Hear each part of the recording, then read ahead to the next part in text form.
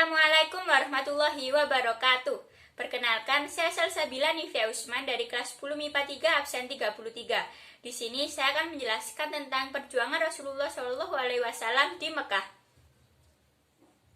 Pada presentasi kali ini akan ada 8 bab yang dibahas, yakni pengangkatan menjadi Rasul, sikap masyarakat pada zaman jahiliyah, substansi dan strategi dakwah Rasulullah SAW periode Mekah, dakwah secara sembunyi-sembunyi, dakwah secara terang-terangan, reaksi masyarakat Mekah terhadap dakwah Rasulullah SAW, hasil-hasil perjuangan Rasulullah SAW dalam dakwah Islam, serta ibrah perjuangan Rasulullah SAW. Bab yang pertama yakni pengangkatan menjadi Rasul. Pada usia Nabi yang ke-40, bertepatan pada 17 Ramadan 610 Masehi, turunlah ayat pertama, yaitu surat Al-Alaq ayat 1-5, yang hingga kini diperingati sebagai Nuzulul Quran. Lalu bagaimana sikap masyarakat pada zaman jahiliyah? Pada zaman itu, masyarakat Arab penyembah berhala, merendahkan wanita, kabilah yang kalah perang akan menjadi budak, berjudi, meminum minuman keras, menganggap bahwa semua perbuatan itu tidaklah salah. Selanjutnya yakni substansi dan strategi dakwah Rasulullah SAW periode Mekah. Yang pertama, menyeru dan mengajak manusia untuk bertauhid. 2. Menyeru dan mengajak manusia untuk meyakini adanya hari akhir atau kiamat. 3. Menyeru, mengajak dan mencontohkan manusia untuk selalu berakhlak terpuji. 4. Menyeru dan mengajak manusia untuk senantiasa mendekatkan diri kepada Allah melalui ibadah-ibadah pokok. 5. Menyeru dan mengajak manusia untuk senantiasa menyadari bahwa dirinya diciptakan oleh Allah Subhanahu wa Ta'ala sederajat dengan manusia yang lain, sedangkan yang membedakan adalah ketakwaan. 6. Mengajarkan kepada manusia arti penting ilmu pengetahuan dan kerjasama, membangun persaudaraan dan persatuan dalam dakwah dalam kehidupan sehari-hari. Rasulullah SAW melakukan dakwah secara sembunyi-sembunyi. Dakwah tersebut berlangsung selama 3-4 tahun lamanya. Dilakukan secara sembunyi-sembunyi dimulai dari mengajak anggota keluarga, sahabat, dan orang-orang terdekat. Usaha Rasulullah SAW tidaklah sia-sia. Berkat dakwah beliau, anggota keluarganya pun satu persatu mengikuti ajarannya. Mereka ialah Khadijah, Ali, Abu Bakar, Zaid, Bilal bin Robah, dan lain-lain. Dakwah secara sembunyi-sembunyi juga tercantum dalam Quran surat Asy-Syu'ara ayat 214 yang berbunyi wa'andir ansyiratakal aqrabin, dan berilah peringatan kepada kerabat-kerabatmu Muhammad yang terdekat.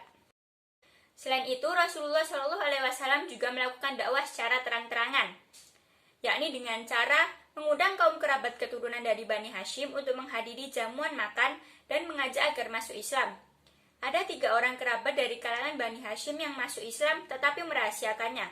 Mereka ialah Ali bin Abu Thalib, Ja'far bin Abu Thalib, dan Zaid bin Harithah. Rasul mengumpulkan penduduk Mekah, terutama yang berada dan bertempat tinggal di sekitar Ka'bah, untuk berkumpul di Bukit Syafa.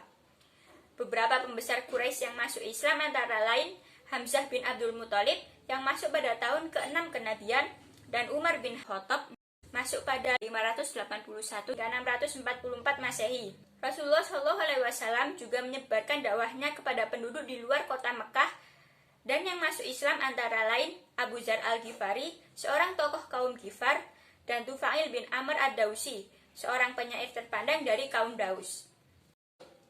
Dakwah secara terang-terangan juga tertera dalam Quran surat Al-Hijr ayat 94 yang berbunyi fasda' bima tu'maru wa a'rid 'anil musyrikin.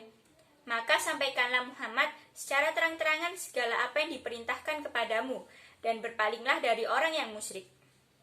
Lalu bagaimana reaksi masyarakat Mekah saat itu terhadap dakwah yang dilakukan oleh Rasulullah SAW? Ada 3 golongan. Yang pertama yakni orang-orang yang menerima ajaran Rasulullah SAW. Mereka meyakini bahwa apa yang disampaikan oleh Rasulullah SAW adalah berdasarkan wahyu. Keteladanan Rasulullah SAW yang dilakukan dalam kesehariannya, serta ajaran yang dibawa beliau bersifat rasional. Ada juga yang menolak atau menentang ajaran Rasulullah SAW atau yang disebut dengan orang kafir. Mereka beralasan bahwa khawatir Tuhan mereka akan tidak disembah oleh masyarakat Mekah. Ajaran yang disampaikan oleh Rasulullah SAW bertentangan dengan ajaran yang mereka lakukan saat itu, serta mereka takut akan kehilangan kekuasaan. Dan golongan yang terakhir yakni yang berpura-pura menerima ajaran Rasulullah SAW atau yang disebut dengan orang munafik. Mereka beralasan ingin menghancurkan Islam dari dalam serta ingin merebut kekuasaan Rasulullah SAW. Hasil-hasil perjuangan Rasulullah SAW dalam dakwah Islam. Yang pertama ialah pembangunan masjid sebagai pusat dakwah. Di antaranya adalah Masjidil Haram di Mekah, Masjid Kuba, dan Masjid Nabawi. 2. Persatuan dan persaudaraan sesama umat muslim dan non-muslim. 3. Peletakan dasar-dasar politik, ekonomi, dan sosial. Dan bab yang terakhir ialah ibrah perjuangan Rasulullah SAW. Pertama, terus-menerus belajar dan meningkatkan kreativitas. 2. Bersabar, ulet, dan terus istiqomah. 3. Selalu meyakini bahwa pertolongan Allah pasti datang.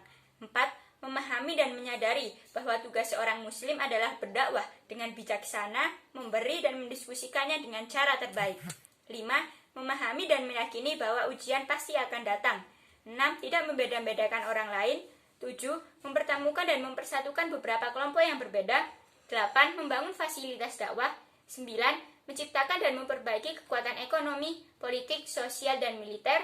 10. Menjadikan semangat, kegigihan, dan metodologi perjuangan Rasul dan kaum muslimin sebagai motivasi dan inspirasi. Dan yang terakhir ialah menjadikan Rasulullah SAW sebagai uswatun hasanah atau suri tauladan.